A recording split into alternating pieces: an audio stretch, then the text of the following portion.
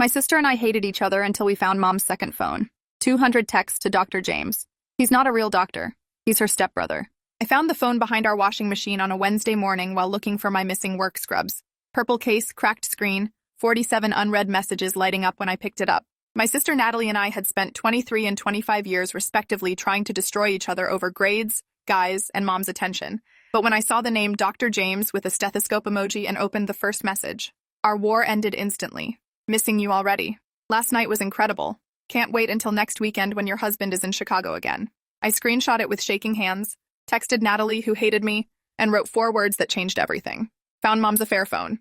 She arrived at our house in 12 minutes, which meant she'd run at least 3 red lights from her downtown marketing job. I met her at the door with the phone and watched her face go from suspicious that this was some elaborate prank I was pulling to pale white as she scrolled through messages. The texts weren't thousands going back years like you'd expect from a long affair. There were exactly 200 messages, all from the past 6 weeks, starting the day after Mom came back from Grandma's funeral. Every single message was explicit, detailed, planning their next meeting. Dr. James talking about missing her touch, about hotel rooms, about how wrong this was but how right it felt. Mom responding with equal intensity, saying she'd waited 30 years to feel this way again. Natalie's hands shook as she scrolled. This just started 6 weeks ago, after the funeral. She looked at me with confused horror. Who goes to their grandmother's funeral and starts an affair? I took the phone back and kept reading. That's when I found the message that made everything worse. Mom had written, "I can't believe after all these years you're still Jamie. Still my Jamie. Even if we're not supposed to be." Dr. James had responded, "We were never really siblings. Our parents' marriage doesn't make what we feel wrong." I looked at Natalie. Dr. James isn't a doctor. It's Jamie, Mom's stepbrother from when Grandma was married to his dad, the one she grew up with from ages 12 to 17. Natalie grabbed the phone and scrolled faster, finding the message where Mom had saved his contact as Dr. James with the stethoscope emoji. It was deliberate misdirection in case anyone saw the name on her phone. Jamie had joked about it in one text, saying, "At least if someone sees you texting Dr. James, they'll think you have a medical issue, not that you're sleeping with your stepbrother." Mom had responded with a laughing emoji and, "You always were clever. That's what I loved about you when we were kids." Natalie looked like she might be sick. They knew each other as kids. They lived in the same house as teenagers. This isn't just an affair. This is incest. I wanted to argue that technically it wasn't incest since they weren't blood related, but the semantics didn't matter. Mom had grown up with Jamie as her stepbrother from age 12 to 17. They'd lived in the same house, eaten at the same table, been raised by the same parents even if those parents weren't biologically theirs. And now, 30 years after their parents' marriage ended in that violent divorce Mom never talked about, they'd reconnected at Grandma's funeral and immediately started sleeping together. The wrongness of it sat heavy in my stomach. Natalie kept scrolling and found messages about their teenage years. Jamie writing, "I wanted you even then, but we were kids and it was impossible." Mom responding, "I used to lie awake knowing you were just down the hall and hate myself for what I was thinking. This has been building for 30 years. Natalie's voice was hollow. They had feelings for each other when they were teenagers living in the same house and now they're acting on it. She found another message where Mom talked about how she'd married Dad at 21, partly to get away from the confusing feelings she had for Jamie. How she'd spent her whole marriage wondering what might have been if their parents hadn't divorced and split the family apart. Jamie had told her he'd gotten married twice trying to forget her, but no one ever compared. These weren't just affair messages. These were messages from 2 people who believed they were soulmates kept apart by circumstance and social taboo. I took the phone and scrolled to the beginning, reading the first message Jamie had sent 6 weeks ago. "Saw you at the funeral today. You're still the most beautiful woman I've ever seen. I know this is crazy, but I had to tell you." Mom's response came an hour later. "I've thought about you every day for 30 years. I need to see you." They'd met for coffee 2 days later. The messages showed them talking for hours, sharing their marriage's failures, confessing feelings they'd both buried for decades. By the end of that first coffee, they'd agreed to meet at a hotel. The affair had gone physical within a week of reconnecting. Every message after that was planning logistics, stealing moments, expressing feelings that had been suppressed since they were teenagers. But what made my stomach turn wasn't just the affair or the step-sibling connection. It was a message from 3 weeks ago where Mom told Jamie, "I'm going to leave him. I can't keep living this lie now that I know what we could have." Jamie's response was immediate and enthusiastic. "Really? You'd actually do it?" Mom wrote back. "I've been researching divorce attorneys. I want to do this right. I want us to be together openly. I don't care what people think anymore." They'd been planning Mom's exit from her marriage, planning a future together as a couple. Natalie read over my shoulder and I felt her tense. She's leaving Dad for her stepbrother. This is going to destroy him. That's when I noticed something that made everything worse.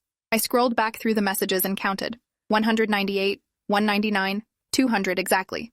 The affair had lasted exactly 6 weeks with 200 messages. That was it. This wasn't some long-term calculated deception. This was a whirlwind reconnection that had spiraled into obsession in a month and a half. Mom and Jamie had spent 30 years apart, reconnected at a funeral, and within 6 weeks decided their teenage feelings were worth destroying 2 marriages over. The impulsiveness of it somehow made it more disturbing. These were 2 50-something adults acting like lovesick teenagers without considering consequences. Natalie pulled out her own phone. "We need to tell Dad. Right now. Before this goes any further. Before she actually files for divorce and blindsides him." I grabbed her wrist. "Wait. If we just tell him, she'll deny it. She'll say we hacked the phone or made it up because we don't like her. We need proof that's undeniable." Natalie stared at me. "We have the phone. We have 200 messages. What more proof do we need?" I thought about it. She could claim the phone isn't hers, that someone planted it. We need to catch them together. Prove this is real and ongoing.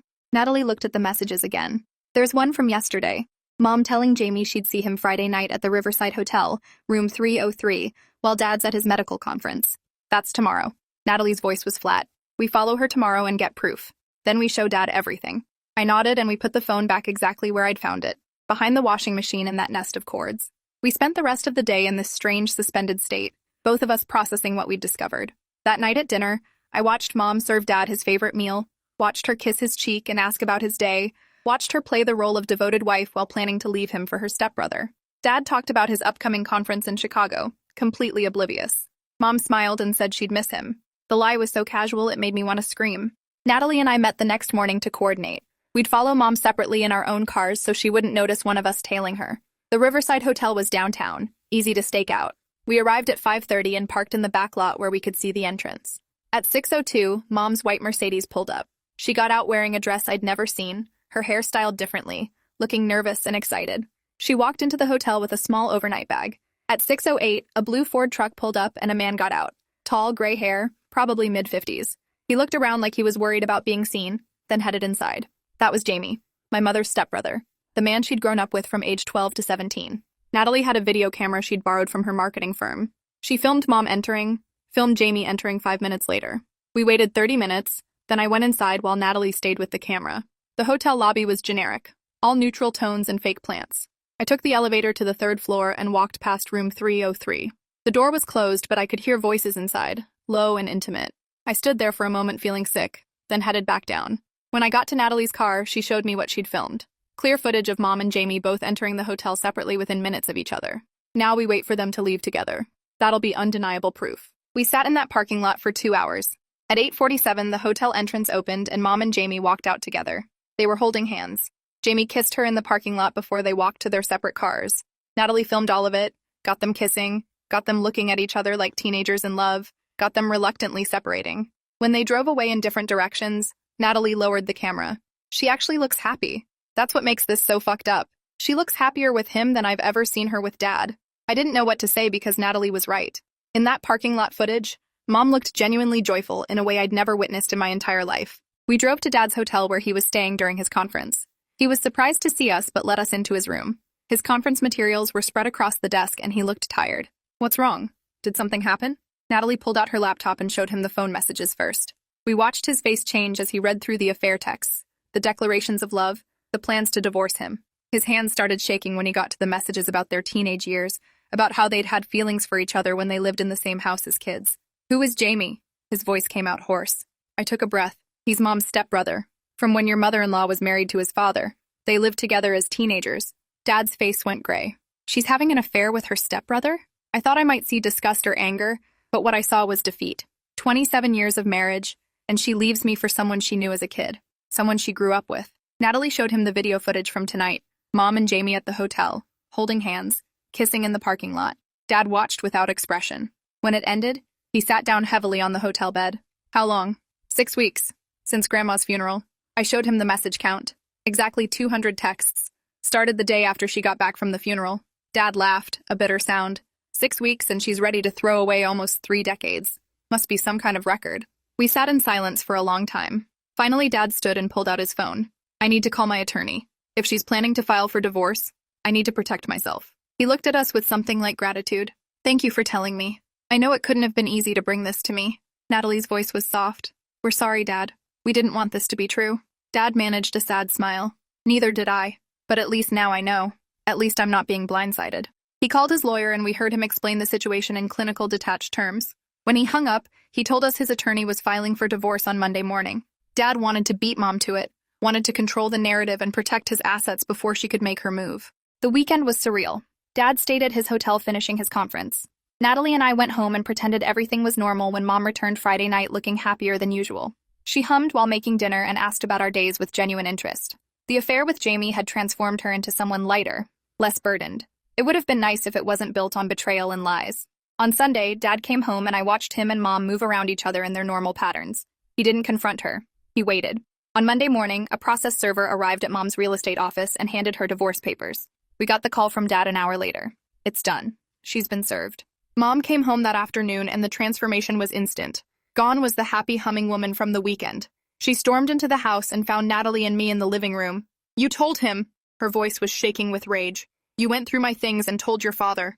I stood up. We found your phone. We read the messages. We know about Jamie. We know you've been planning to leave Dad. Mom's face went through several emotions before settling on defensive anger. What I do in my marriage is none of your business. You had no right to invade my privacy. Natalie stepped forward. You had no right to cheat on Dad with your stepbrother. You grew up with Jamie. You lived in the same house. How is that not completely wrong? Mom's expression shifted to something almost pleading. You don't understand.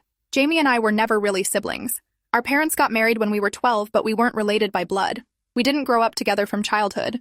And we had feelings for each other even then, but we couldn't act on them because it would have torn the family apart. We spent 30 years apart trying to move on, and we couldn't. What we have is real. I felt anger surge through me. You've been married to Dad for 27 years. You have 2 daughters. You have a life. And you're throwing it all away for someone you haven't seen in 3 decades because you had a crush when you were teenagers? That's not real. That's delusional. Mom's face hardened. I gave up my entire life for your father. I put my dreams on hold to support his medical career. I raised you girls while he worked 80-hour weeks. I've earned the right to choose my own happiness. Jamie understands me in ways your father never has. He sees me as more than just a doctor's wife or someone's mother. With him, I'm just me. And that's worth more than a marriage that's been dead for years. Natalie made a disgusted sound. So instead of getting a normal divorce like a normal person, you started sleeping with your stepbrother and planned to leave Dad for him? How did you think that was going to go? Did you really think people wouldn't judge you for that? Mom stood up, her voice rising. I don't care what people think anymore. I've spent my entire adult life worrying about appearances and propriety and doing the right thing. For once, I'm doing what I want. Jamie makes me happy. He always has. And I'm not going to apologize for finally having the courage to choose myself. She grabbed her purse. I'm staying at a hotel tonight. We can figure out the rest later. But you two need to understand that this isn't some sordid affair. Jamie and I love each other. We always have. She walked out and we heard her car start in the driveway. Natalie looked at me. She actually believes this is romantic. She thinks she and Jamie are some kind of star-crossed lovers. The divorce proceedings moved fast because Dad had filed first with evidence of adultery. Mom tried to claim the messages were private and shouldn't be admissible, but Dad's attorney argued that infidelity was relevant to asset division. The judge agreed to review the messages in chambers. When he saw that Mom's affair was with her stepbrother, with someone she'd lived with as a minor in the same household, his expression apparently made it clear what he thought of the situation. Mom's attorney tried to argue there was nothing illegal about 2 unrelated adults having a relationship, which was technically true. But the judge wasn't impressed with the optics. The divorce was granted with Dad keeping the house and the majority of their shared assets. What made everything harder was that Mom didn't hide her relationship with Jamie after the divorce was finalized. Within a month, she'd moved into his apartment in Boulder, Colorado. She updated her Facebook relationship status to in a relationship with Jamie Sutherland and started posting photos of them together. Her real estate firm asked her to resign because the scandal was affecting business. Clients didn't want to work with an agent whose personal life was tabloid fodder about affairs with stepbrothers.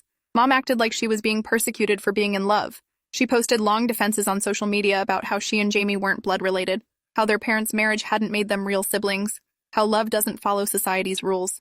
The comments on her posts were brutal. People calling her disgusting, saying she'd groomed Jamie when they were teenagers, accusing her of inappropriate behavior. Mom had to make her accounts private after someone found old family photos showing her and Jamie together at age 15, looking close in a way that people interpreted as inappropriate. Whether anything had happened between them as teenagers became the subject of speculation. Jamie's ex-wife gave an interview to a local news station saying Jamie had always been obsessed with a girl from his past, but she'd never known it was his stepsister. She said Jamie had photos of teenage Mom that he'd kept, that he'd compared her to Mom constantly during their marriage. It painted a picture of obsession rather than romance. Natalie and I had to deal with being the daughters of the woman in that scandal. People at work asked intrusive questions. Friends wanted details. Extended family took sides, some defending Mom's right to happiness, others calling her selfish and disturbed. Thanksgiving was awkward because half the family refused to speak to Mom while the other half insisted we were being judgmental. Christmas was worse because Mom brought Jamie and expected everyone to welcome him. Dad's side of the family obviously didn't attend.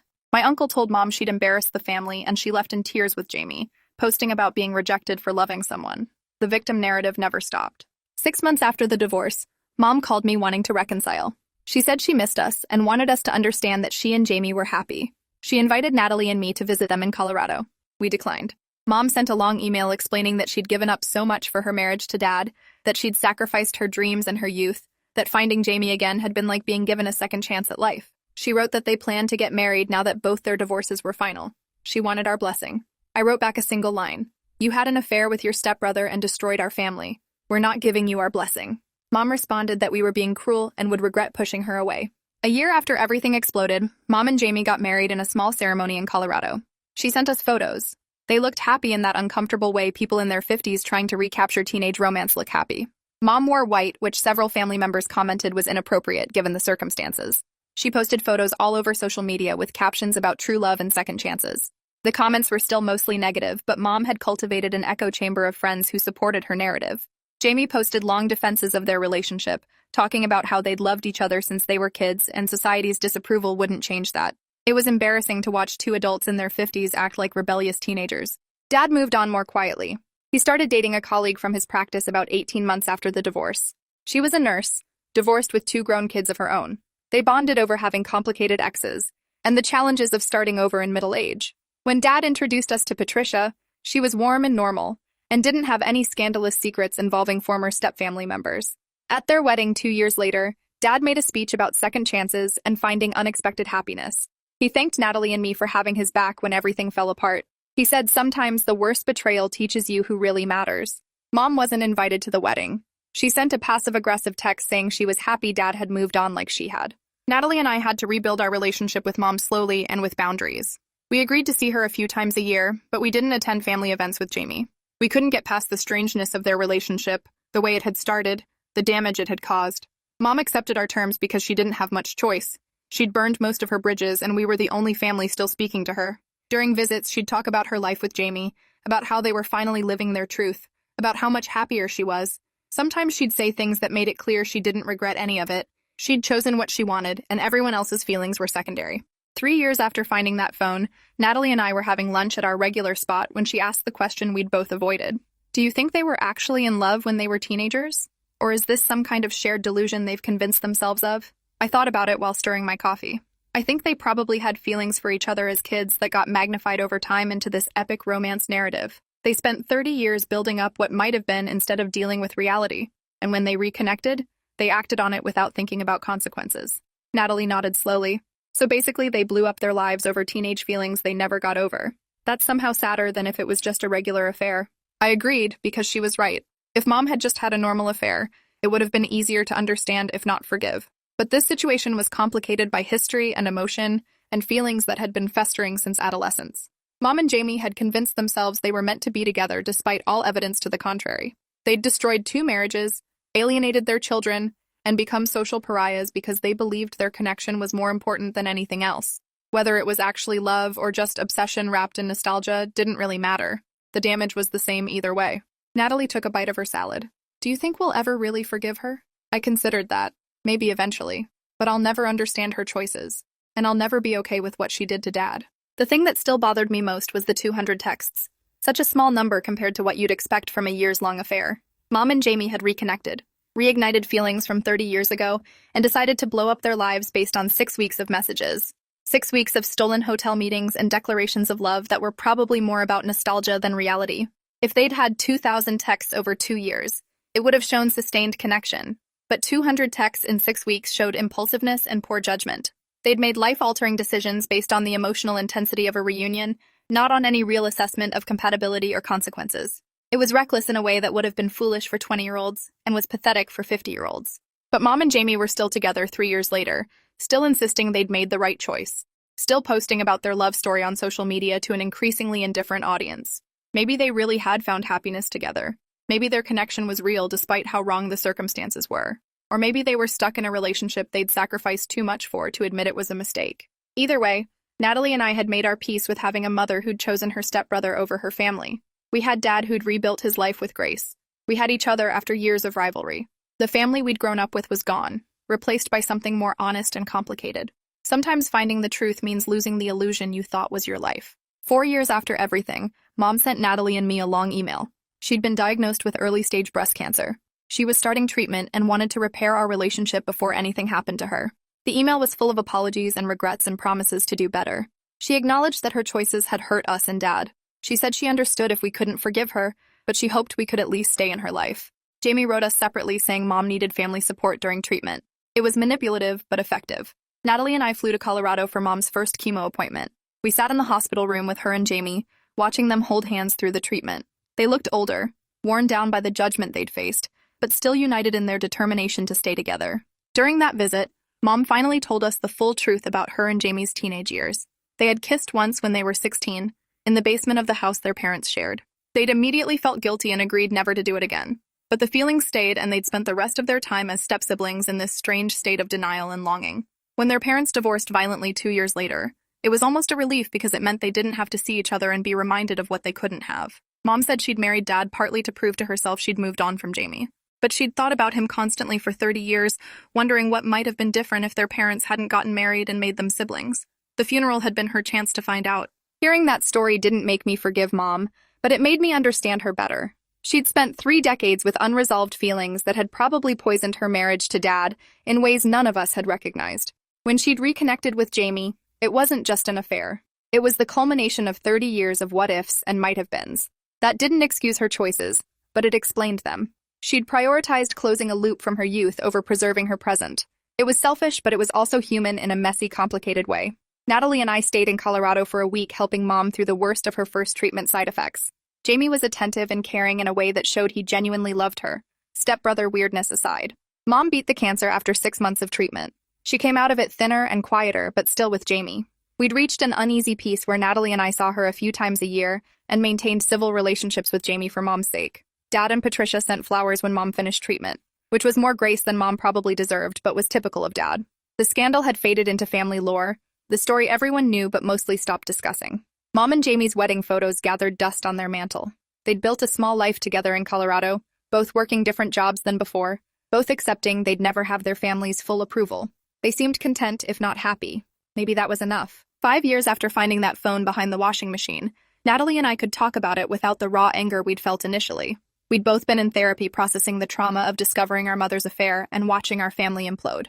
We'd learned that people are complicated, that love and obsession can look identical, that sometimes there are no clear villains, just people making terrible choices for reasons they believe are valid.